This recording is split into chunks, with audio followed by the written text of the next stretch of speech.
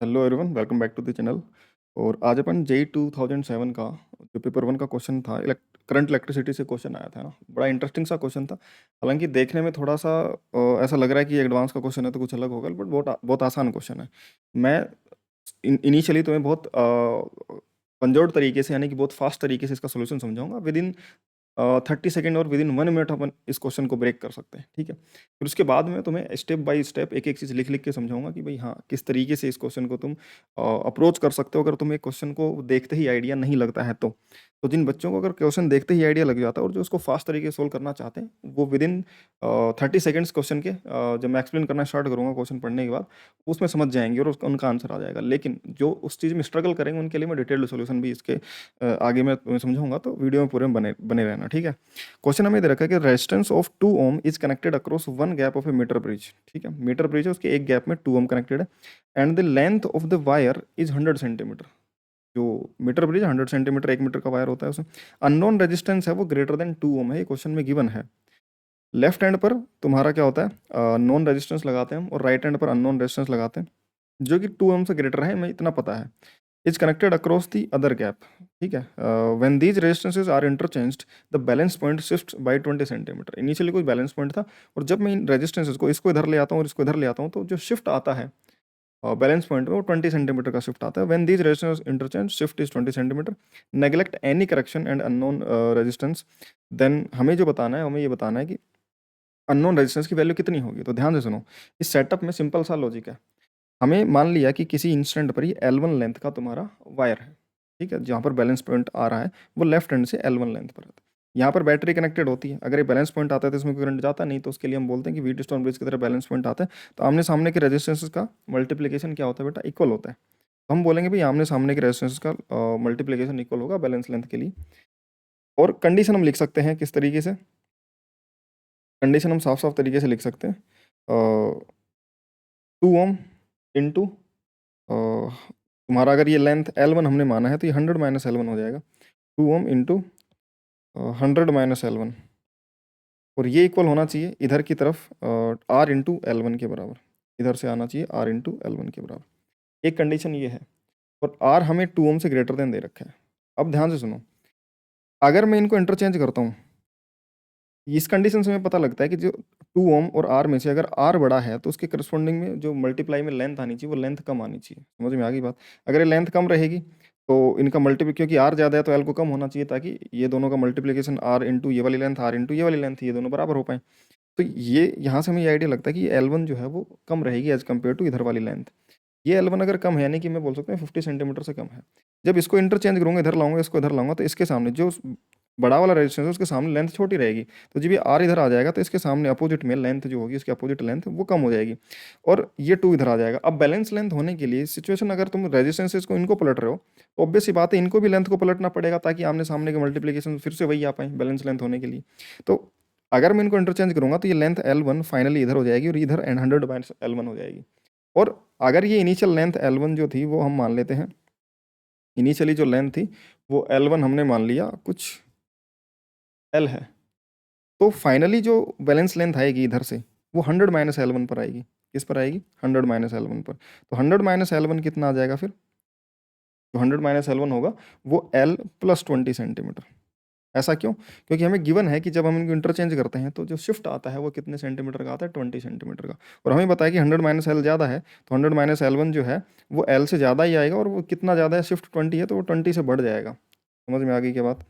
तो अब हम इस चीज़ को लिख सकते हैं कि जो L1 है, अगर वो L1 L है तो L1 की वैल्यू यहाँ पर पुट कर दें तो 100 - L is equal to L plus 20, और यहाँ से अगर मतलब 2L इक्वल टू 80 और L आ जाएगा 40 सेंटीमीटर। तो अगर L 40 सेंटीमीटर है, यानी कि इनिशियली ये जो L1 है ये 40 सेंटीमीटर, तो R into 40 equal to 2 into 60, इधर कितना बच गया फिर, वो 60 बच गया। तो सिंपल हम कर सकते हैं R into 40 is equal to उधर 2 इंटू 60, और यहाँ से मैं अगर उसको ब्रेक करूँगा, 0 से 0 चला जाएगा, 2 से जाएगा 2 टाइम्स बचेगा, 2 3 जा 6, तो R जो बन जाएगा वो तुम्हारा 3 ओम बन जाएगा। सिंपल इतना सा आंसर है इसका, ठीक है।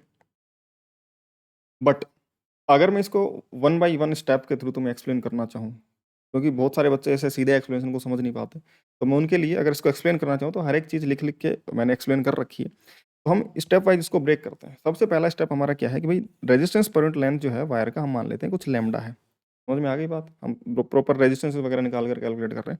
तो इस वाली लेंथ है, मान लो हमने बैलेंस लेंथ L1 मानी, तो इधर की तरफ 100 माइनस L1 आ जाएगी। तो इस वाली लेंथ का रेजिस्टेंस आ जाएगा L1 इंटू लेमडा, और इस वाली का आ जाएगा 100 माइनस L1 इंटू लेमडा। जिस भी लेंथ में हमें चाहिए रेजिस्टेंस उतनी लेंथ से मल्टीप्लाई कर दो, क्योंकि हमने पर यूनिट लेंथ का रेजिस्टेंस लेमडा माना है। अब इसका रेजिस्टेंस पता चल गया लेमडा, और इसका 100 माइनस लेमडा L1 और इसका 100 माइनस L1 इंटू लेमडा।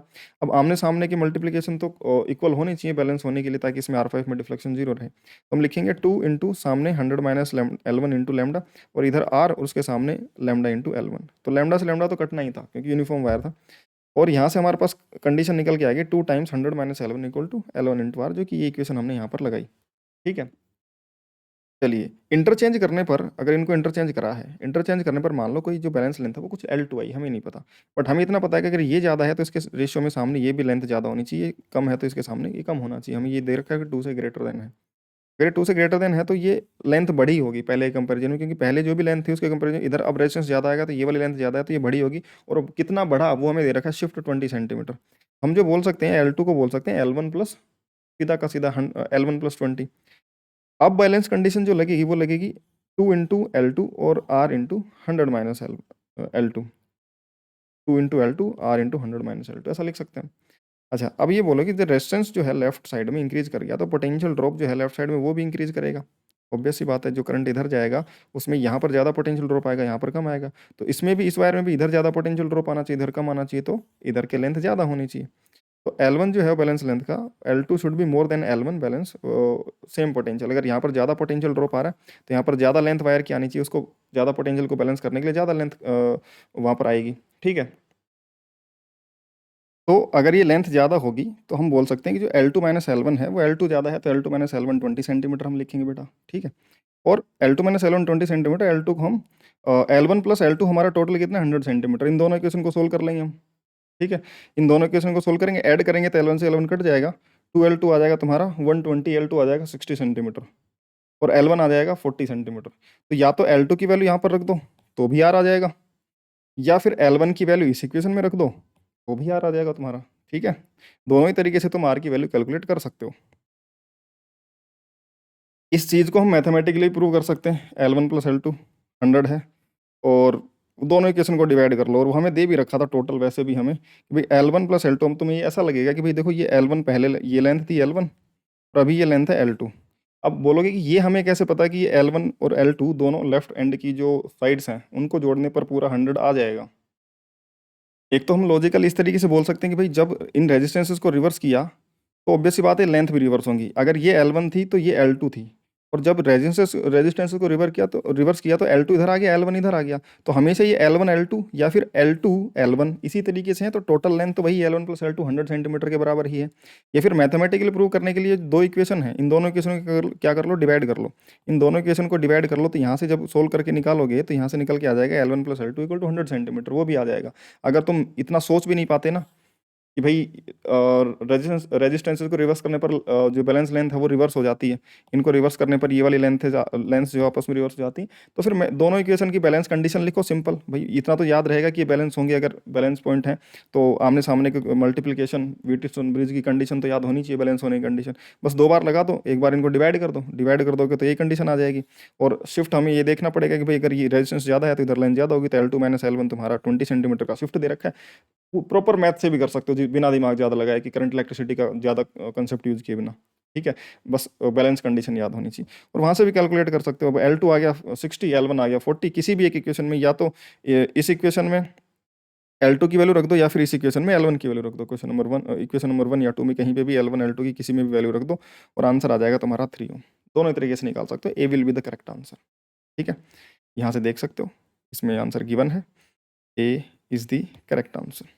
ठीक है, बाकी मिलते हैं यार नेक्स्ट वीडियो में। आई होप कि तुम्हें क्वेश्चन अच्छे समझ में आया होगा, और अगर ऐसे इंटरेस्टिंग से सॉल्यूशंस और भी क्वेश्चंस के तुम्हें चाहिए हों जिसमें तुम किसी भी क्वेश्चन को बहुत आसान तरीके से सोल्व कर पाओ, है ना, और उसके स्टेप बाय स्टेप सॉल्यूशन भी चाहिए होंगे, तो चैनल को सब्सक्राइब कर देना। ऐसे वीडियोज़ बहुत सारी तुम्हें मिलते रहेंगे, है ना। अपने फ्रेंड्स के साथ भी शेयर करना, अगर अच्छा लगा हो तो चैनल को सब्सक्राइब करना, वीडियो को लाइक करना, और जो भी तुम्हें अच्छा पार्ट लगा हो या फिर जो भी तुम्हारा डाउट हो कमेंट सेक्शन में तुम पूछ सकते हो। ठीक है, बाकी मिलते हैं नेक्स्ट वीडियो में।